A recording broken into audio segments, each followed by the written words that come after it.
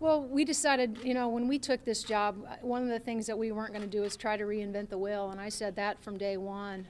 This is a team that has been very comfortable in the old system offensively, and we feel like we can have that still, but also bring in some of the things that we've done at some of our other stops and add to it.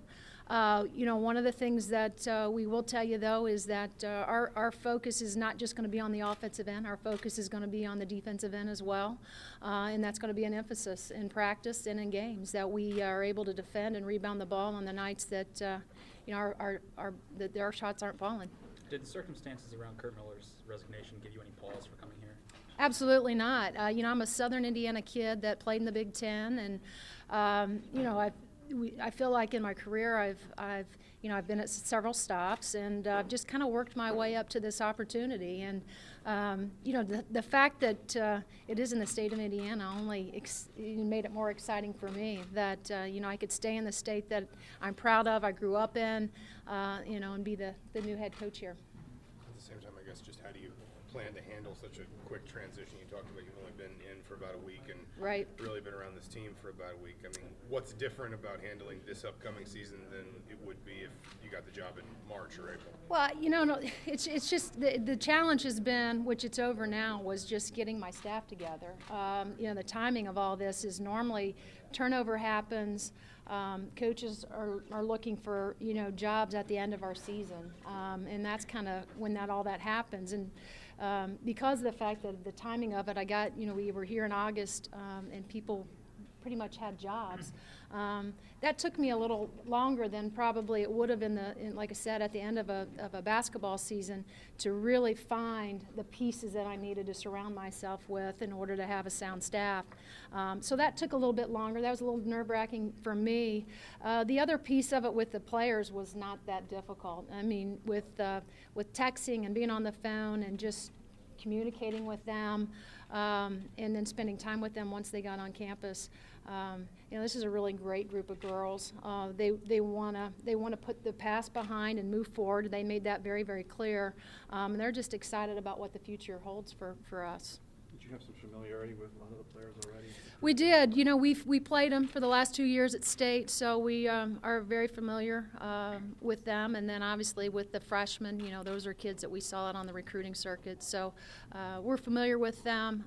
But again, it's just a matter of time before we can. We have 2 hours a week right now. September 15th, that all changes. We'll be on the floor as a team. So I'm not worried about that piece of it. I think that they like what they've seen so far in me and our staff in terms of how we've communicated, how we've managed them on the floor, and I've been really happy just with the way they've showed up every day, ready to go to work. Does this help, or does it hurt? I guess this is a young team. I mean, how much do you look at that as a positive? How much do you see it as an opposite? Well, I think it's really positive, especially when you're coming off the kind of season that they're coming off of. They were able to accomplish that with young players, and you can't wait for your freshmen to become sophomores and your sophomores to become juniors. So it's not. I think if anything, it's very positive. And then you add the 4 pieces with those 4 freshmen that were unbelievable high school players, and like I said, it just gets more exciting because now you're able to lump them into the group too, and see what the potential is with this team. When you get into the recruiting aspect in terms of what do you look for in a player, both from an athletic standpoint and maybe from a character standpoint? Well, character to me is the number one. We want them to have high character. We want them to be really good in the classroom. Again, make no bones about it, they're here to get their degree from one of the greatest institutions in the country. And so that's obviously a selling point right there, what we're going to be able to provide them from an educational standpoint. Certainly skill set, though, is important, and it depends on from year to year what you need, what our needs are. Looking at our personnel, we're very guard heavy. And so moving forward, we're going to have to really try to find some post players, some 4s and 5s that can come in and play in the Big Ten. That to me is just kind of a grinded out big post players. So we look a little bit different than a lot of those the Big Ten teams from a post standpoint. So we're going to have to really focus in on improving that area. And I do this for the impact that we have on the young lives of all these these kids. And also the competition. I mean, what inspires us and me every day is the fact that we have a chance to do something special, to build a championship program.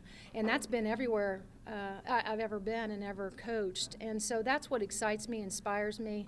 I'm happy, I'm thrilled. This is a dream, you know, and I don't want to sound cliche-ish, but for a Southern Indiana kid that, you know, kind of grew up watching Bobby Knight and Ted Kitchell and Steve Alford and, you know, all of that, this is, like I said, this is a dream come true for me. And, you know, quite frankly, I hope the goal is to make this a successful and this be Coach Moren's last stop. You know, I'd like to retire here. And right now we're talking about pace and tempo, you know, setting a pace and tempo. You know, I'm a really firm believer on whatever we do in practice, that's how we're going to play in the game. So everything's really been trying to push pace and tempo with our players, moving from thing to thing, you know, whether it's an offensive drill to a defensive drill, just so the pace, they understand we got to get from one place to the next as quickly as we can and do it as well as we can.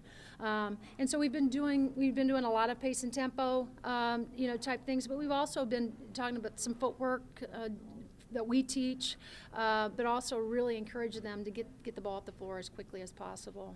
This is a team, and every team will tell you they like to run, but it's not as easy. You know, you can say it, but you've got to practice it, and you got to do it every day. And so we've really been trying to get them up and down the floor as much as we can. There's a difference between going out and running a mile and being in basketball shape, and we're not quite yet in basketball shape. And do you see anything different with, you know, the way that these players kind of do things than you're used to, or? Absolutely not. You know, the only thing you know, when they're getting drinks, we encourage them to listen. You know, listen with your eyes, and they've shown great eye contact with us. You know, they've asked questions when there's been confusion. You know, they've stopped and asked, and their energy level's been tremendous. You know, day in and day out, and everything they've done, from strength and conditioning to our skill development sessions, they've really been zeroed in on our task at hand.